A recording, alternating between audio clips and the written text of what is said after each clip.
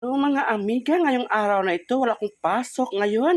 Ako ay magluluto ng aking tanghalian. Ayan mga amiga, aking munang ilagay ang ibang mga ingredients dito tulad ng mga sibuyas, bawang, kamatis, at iba pa mga amiga. At pagkatapos itong mga amiga, akin namang isusunod na ilagay ang dahon ng kangkong mga amiga. Ayan. Kasi nga napakasimpleng gulay lang ngayon ang aking lutuin para mas simple lang na pagkaluto. Lutong Pinoy baga mga amiga. Ayan. Atin itong pakuluan ng ilang minuto sa kumukulong tubig para ito ay maluto na rin mga amiga. Ayan. At takpan natin to din. Pagkatapos ng ilang minuto atin itong buksan. Ayan atin namang isunod na ilagay ang patula mga amiga. Ayan. Tayo mga amiga.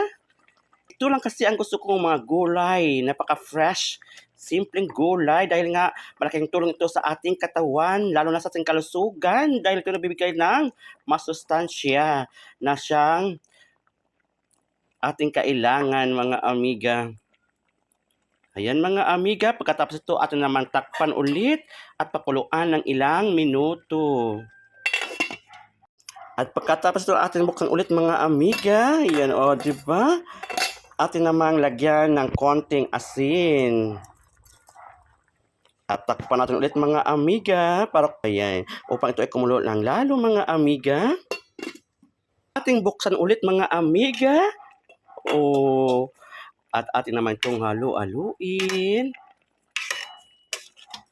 para ma-absorb ng tubig ang ating nilagay na gulay mga amiga. Pagkatapos itong mga amiga, ating namang ilalagay ang aking binabad na dry fish para medyo mawala yung pait nitong mga amiga. Ayan